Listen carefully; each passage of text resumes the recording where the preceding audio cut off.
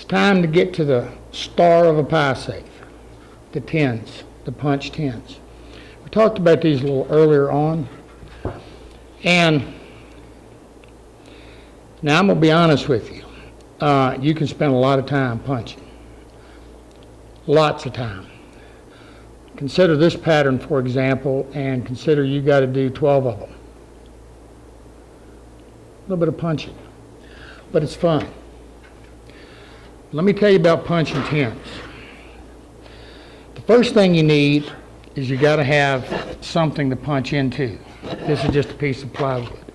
And actually, it's a little bit small for what I'm doing, but just to demo to you. Now, what I do, the next thing you want to do is take something like some naphtha. This is denatured alcohol. Anything, just make sure there's no oil or grease or anything like that on them. Now there's something else I like to do because I'm going to antique them. You can take a piece of 4/0 steel wool, or this is just a synthetic piece, and I like to burnish it a little bit. And the reason I like to burnish it a little bit, which is basically just sanding it, is number one is it's going to clean it. Number two, it seems to help the aging process.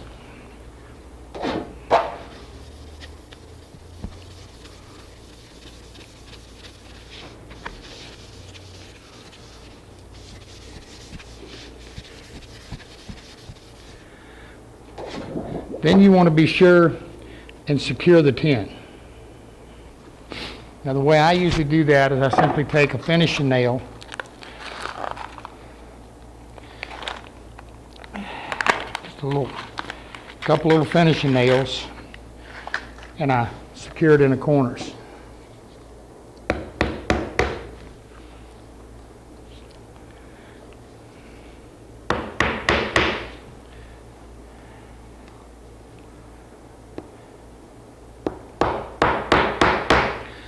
Now, let's talk a little bit about patterns. They are out there. There's thousands. They come in every shape, size, form, and everything.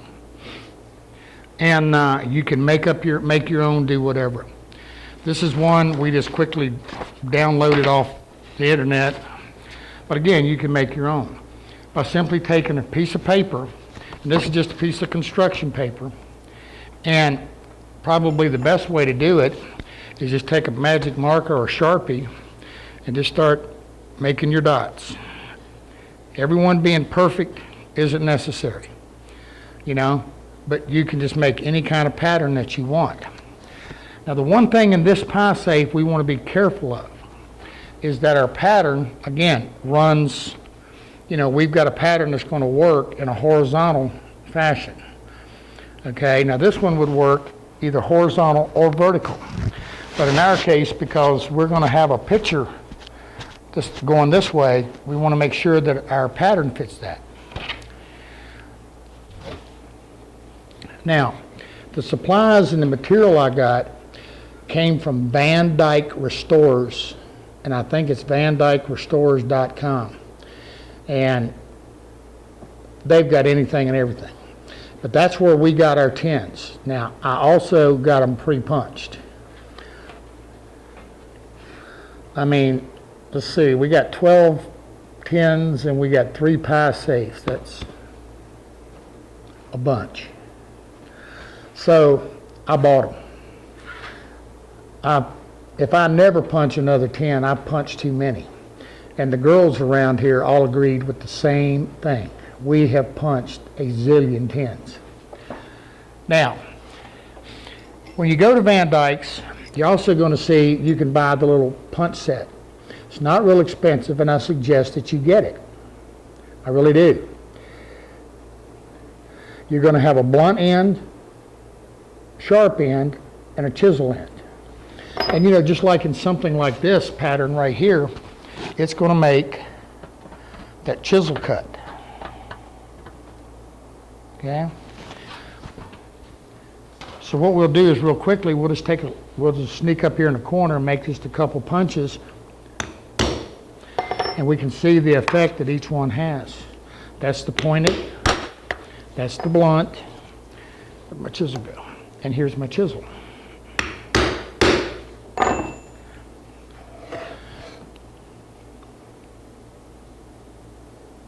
And you can see what we've got.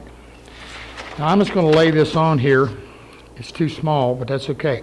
Now also remember something, when you're laying out that pattern, you're going to, when it goes in, you're going to have a 1/2 inch on every side of it that's going to be hidden behind the door. Okay?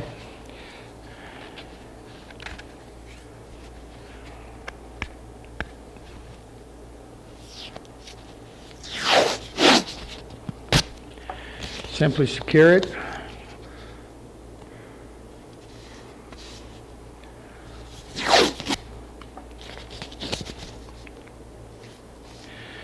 And start punching.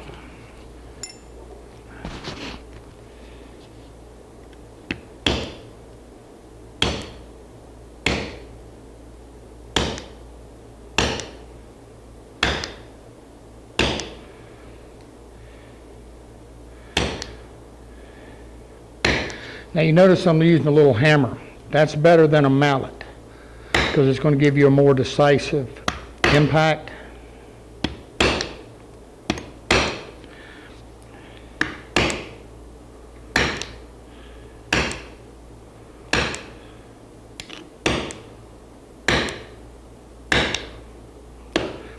Now this pointed one is going to give you a little finer detail.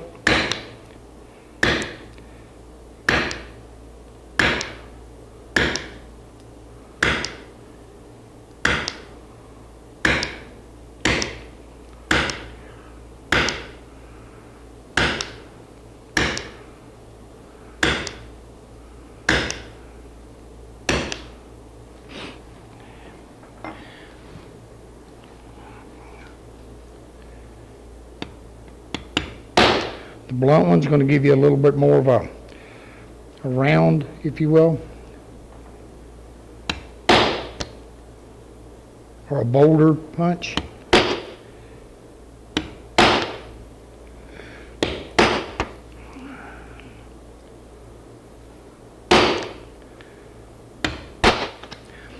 Now, like I said, I've got a piece of plywood under here. You know, a piece of MDF. You want something that'll punch in pretty easy. You don't want a really hard wood because then you're just going to have to hit it that much harder.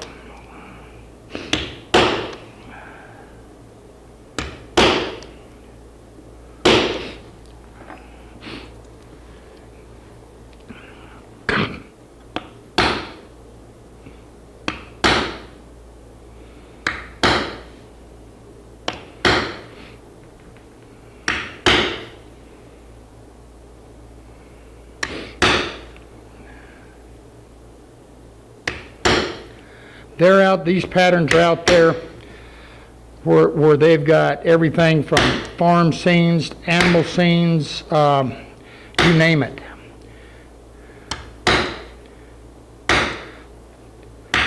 But it's something you really might enjoy. Now I'm not going to sit here and keep punching. Sitting here watching me beat this with a hammer isn't going to get you anywhere. But you start to see what happens. And all the neat little patterns and the way things work. See, this is where I took the chisel and kind of did a leaf. And this over here, you see the bold punch, and then you see the finer detail. So again, you know, this is kind of a tulip with hearts. See the tulip shape? Then you've got the leaf. And then over here in each corner, you've got the heart. You know, it's not that difficult. Then comes the antiquing part. And let me get set up for that, and we'll be right back, and we'll take a look at that. Okay, this is a product. It's actually a gun bluing. It's called Plum Brown, again, Van Dyke Restores. Now, one of the things that really helps to get a good antique finish is if you heat the metal. Okay, now this is predominantly designed for guns, and So they'll use a propane torch or different things like that to actually warm up the metal, get it good and warm. Now I haven't warmed this, but you know, just to put it in the oven and get it warm can help a lot. But it's a gun bluing, and it adds, not only is it going to color it, but it adds a protective coating to it. So what you want to do is just really get it good and wet.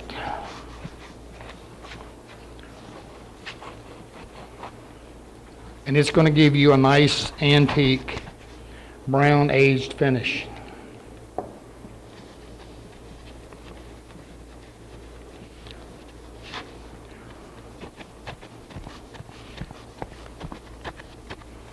See, it's starting to come up now. Again, warming it makes a big difference.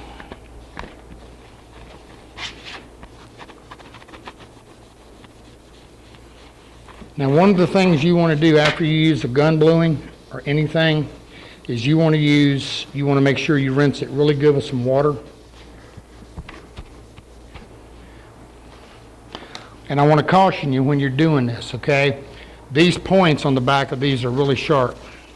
Now I'm just going to take my little sponge, my little pad here, a little Scotch-Brite, and I'm just going to kind of clean it a little bit more. I find that helps to, and that's just a synthetic pad. I don't like using the steel wool on it.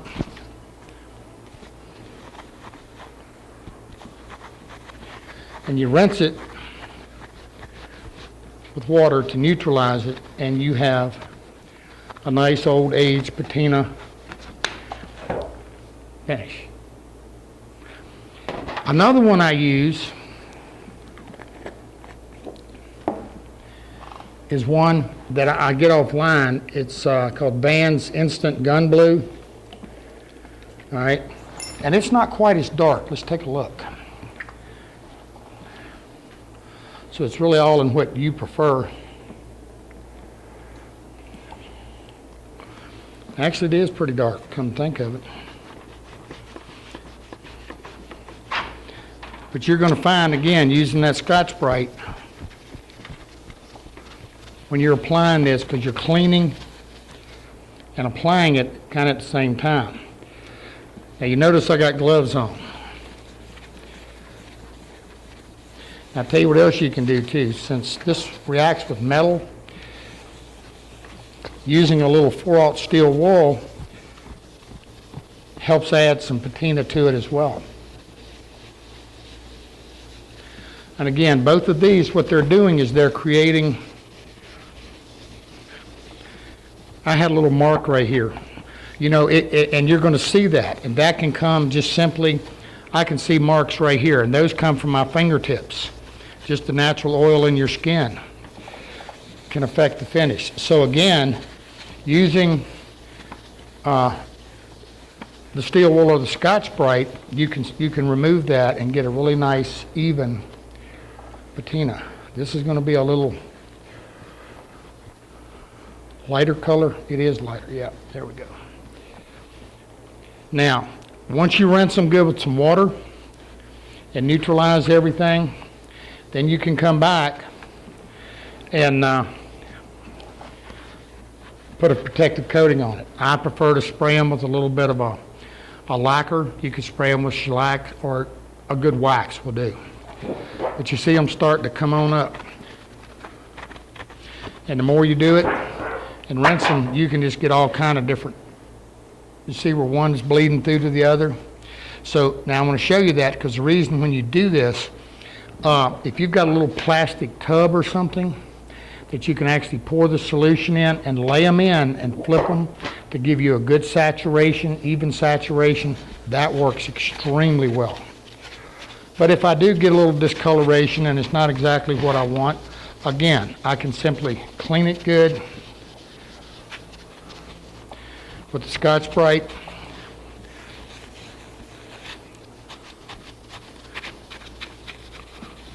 And get most of it out. But I'm going to say this again. Watch the back of these things, because they will cut you in a heartbeat. It's like a cheese grater. Pretty tough stuff. All right. That's how you pattenize these. And see over here, I'm working it down, getting an old copper color. And I mean, I can just kind of, working it, and again, using the steel wool to help add more of the dark to it. Works pretty neat. And warming it. This would be a lot more even if I warmed it.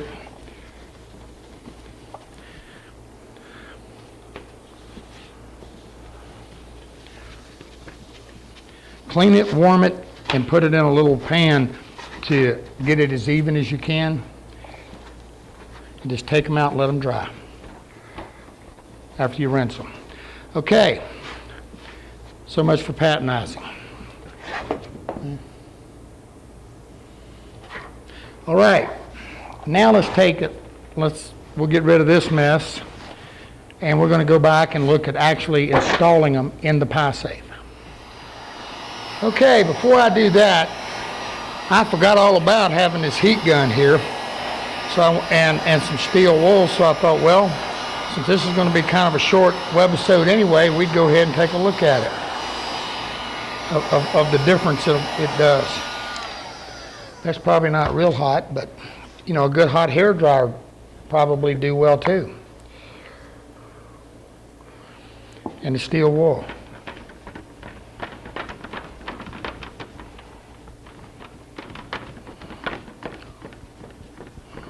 I think I got some finish on that side. I do.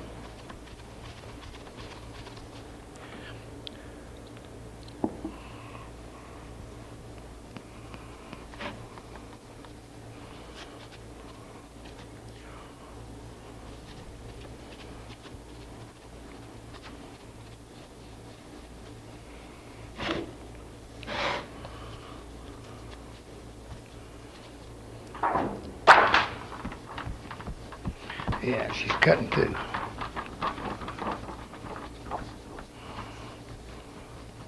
I don't know how much difference you can see, but it's a lot more even in the color.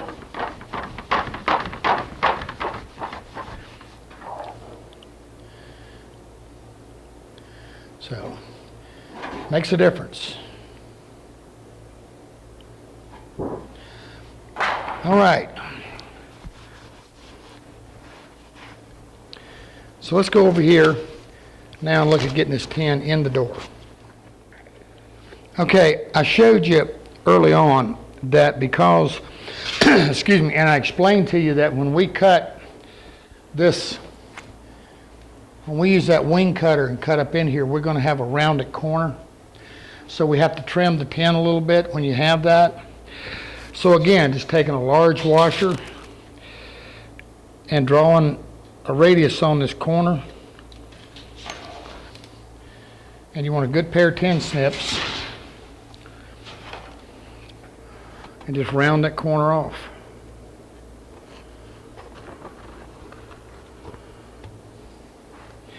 Then, to put the tin in,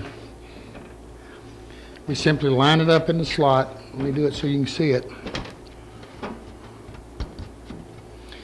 Flex it a little bit so it gets into the other slot. Let me shut the door so you can see. No, you still can't see. Right here. So it gets in the other slot. Now again, be careful. This stuff's sharp. It can cut you.